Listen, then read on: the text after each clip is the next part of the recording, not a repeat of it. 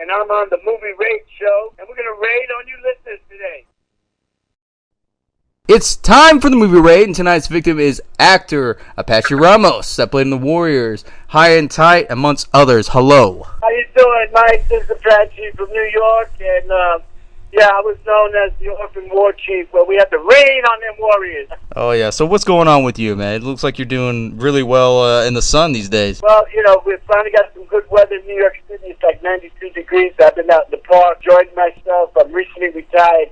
26 years as social worker in the South Bronx and Hell's Kitchen in New York. Also been doing films, and life is good.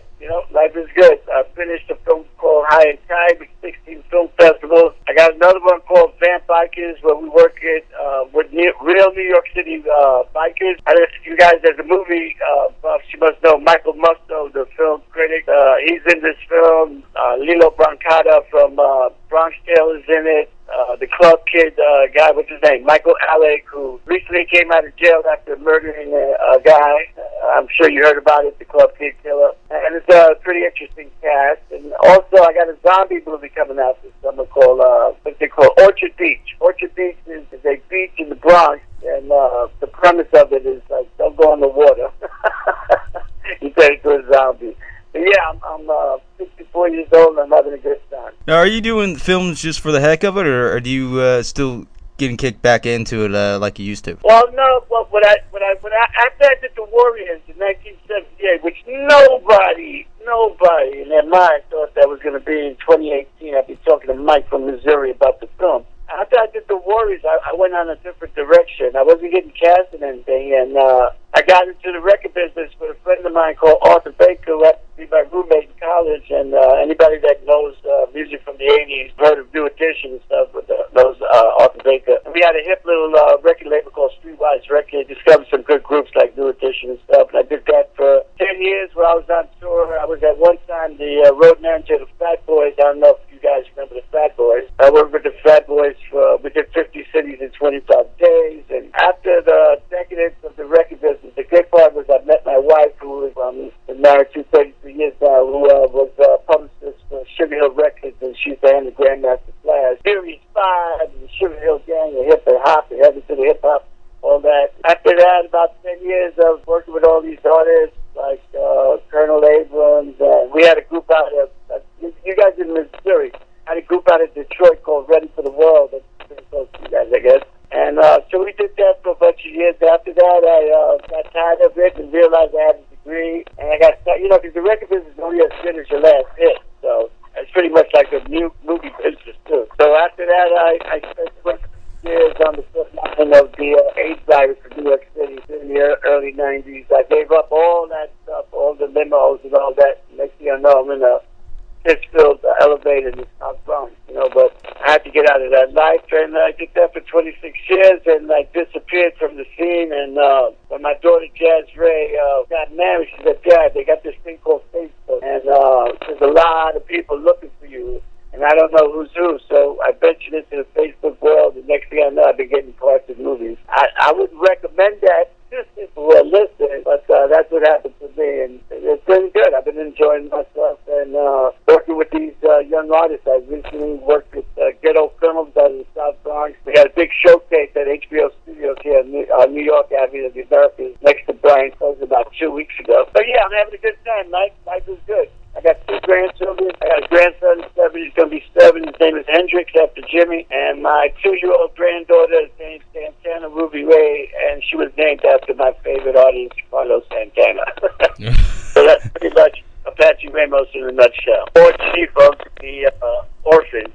We were like the Rodney Dangerfield of movie games, We weren't invited.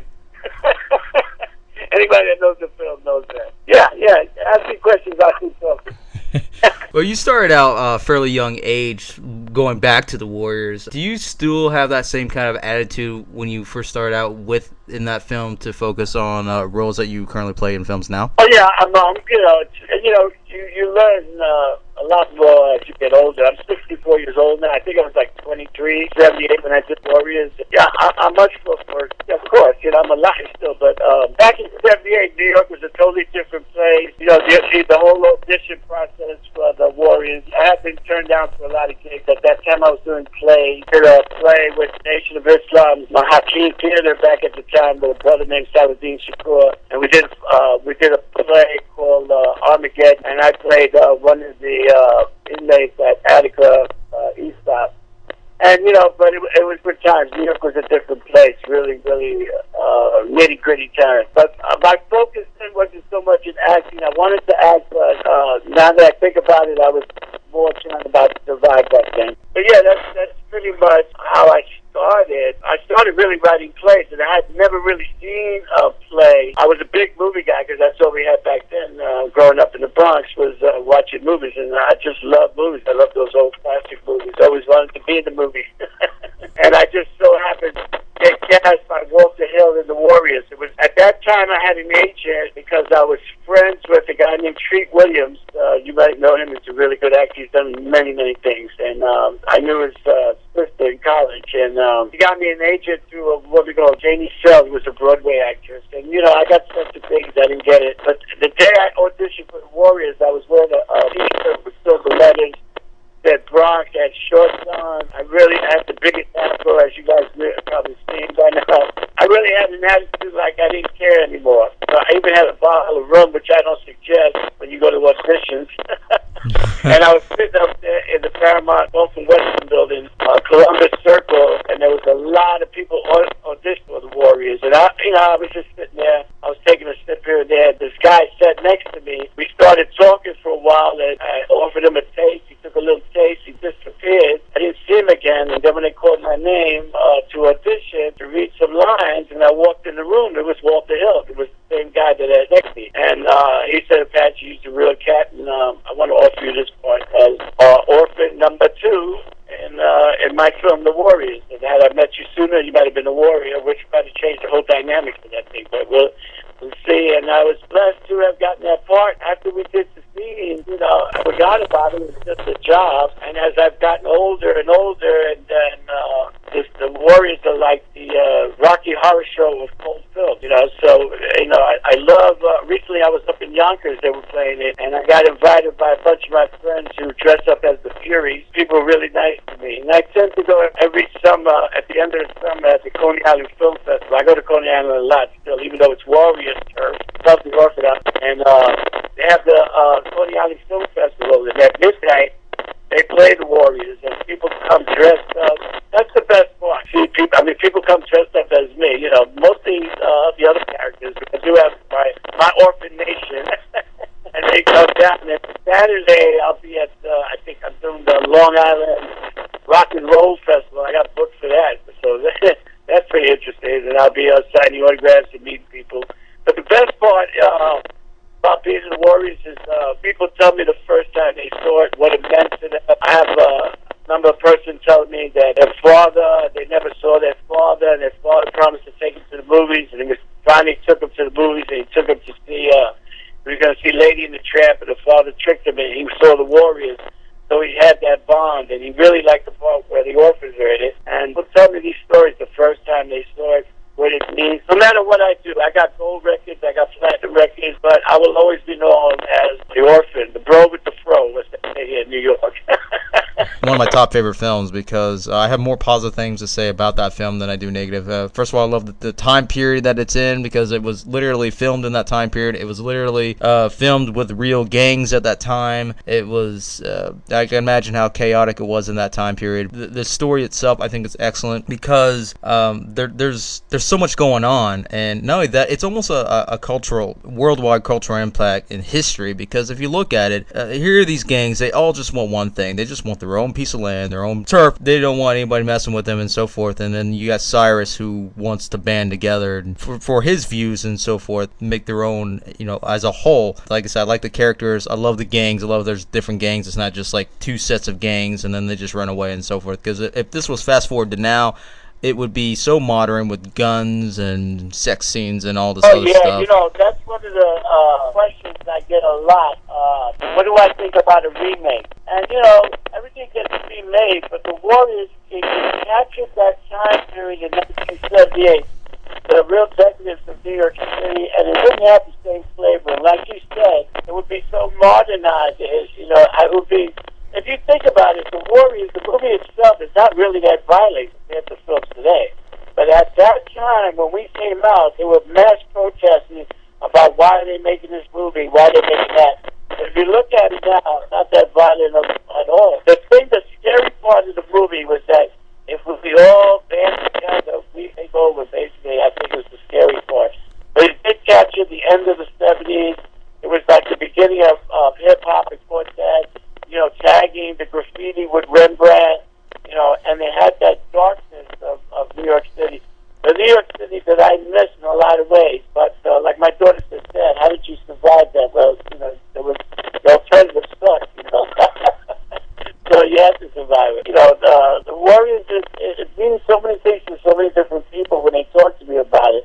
And the way it was filmed, Walter Hill is a genius. I mean, the way he would water the sets all the time. Another thing he did, when he offered Paul Greco, rest in peace, the leader of the Orphans, my man, no longer with us, he wouldn't let Paul and I see the Warriors. We did not see the Warriors until we actually shot. And we had no idea. We were just going with the script. Our lines were funny. We knew what our status was compared to the other gangs. And Paul and I were trying to make it work, But when we saw the Warriors, they were not intimidating to guys like me and Paul. So that was fun. We was able to, the Orphans, we get a lot of love. I think the Orphans get a lot of love because everybody at once felt like an orphan. Has not been invited, doesn't fit in. And that's where the Orphans come in. Yeah, and the gang itself, I mean, they're very low class, but they have a very strong numbers in terms of the outfit. But yet, this type of gang, according to the riffs, is not to the point where they should be on their network. That's why they weren't invited. And if you look at them against the Warriors, they really show yellow rather than their true colors against them, so to speak. Like I said, it's definitely a unique gang. I mean, like I said, the gangs in this film is all unique on its own. You have the punks, or at least they're not called the punks in the film, but there are, the punks, the Lizzies, even the gangs that aren't really not well known, like the Turnbull ICs.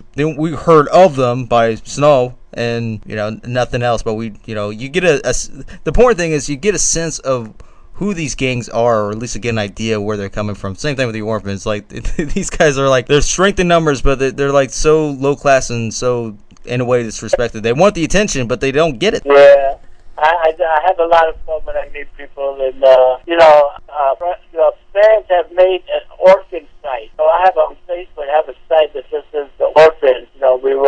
What's it called, Orphan? We have a heavy rep or something like that, and I get a lot of love, a lot of fans, and there's different groups on Facebook too. But every day, somebody posts something on the orphan side. It's great to be part of something that became so huge. They have all this, like the Warriors themselves. They have like little action figures. I have a UK that made my orphan figures. It's really funny. I have a little action figure. It's so weird to see that. It's been great for my daughter. My grandson doesn't know anything about the Warriors yet, but he will. But he knows, and they bring me posters to sign and things like that. He started to pick up on that. He's more into Star Wars. Thank God he got over Frozen. Frozen almost killed him.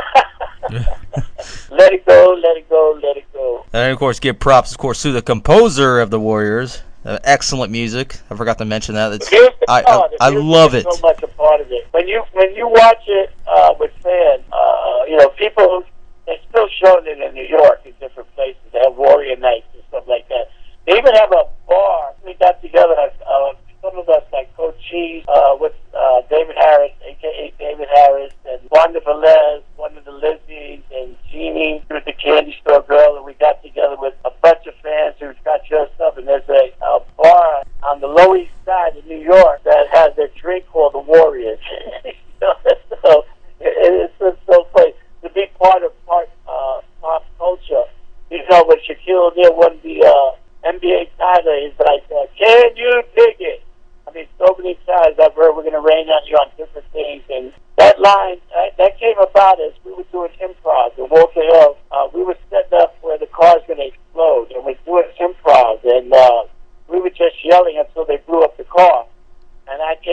that line, "We're going to rain on the Warriors," and Walter really liked it. And thank God he did, because although I've said it at least 1,000 times in 78, it's fun to have a line that people remember so well, you know. And there's a lot of lines in the movie that people remember.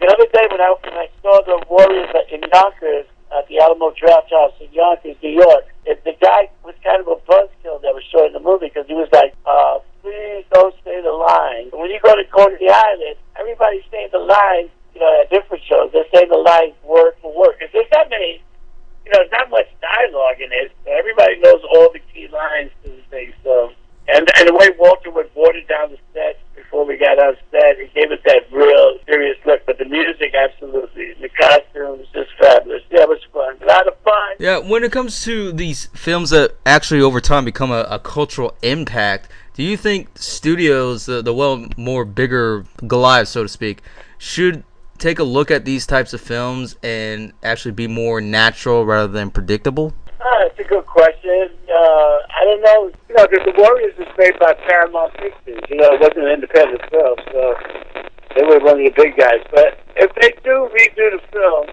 which I've been hearing this since about, I would say, since about 1984, I've been hearing about a remake of the Warriors, and that's true.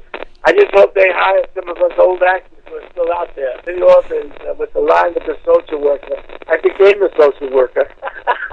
That's crazy, man. We'll go ahead and plug in anything that you want to tell, you know, any release dates, any new projects that you want to go out. Talk about the films that you were in, anything, or can we expect these to be on DVD and so forth? Bad Bikers, I thought it was going to be on Netflix, but it's going to be on Amazon, I think June 23rd. The High and Tide just made the short independent film circuit. We came in third out of hundreds of short films in New York City last year, and we did the 16 film festivals. I won a Best Supporting Actor in Canada. They like me in Canada. The other films, Orchard Beach is supposed to come out sometime. Actually, they finished it on Monday, because they called me on Monday, so I don't know actually when that's going to come out. I also did a documentary about it's funny how Facebook is. I wrote a post at my first job. I don't know if they have these in Missouri, but we used to have these things called the automats in New York City, where we had this Art Deco places where people used to eat in a communal way, and you put your nickels into the machine to get your food, and it was just beautiful stuff. What you would call this in there? Supreme Court Justice, she's in it talking about her days there. What's her name? Ruth Bader. She's in it.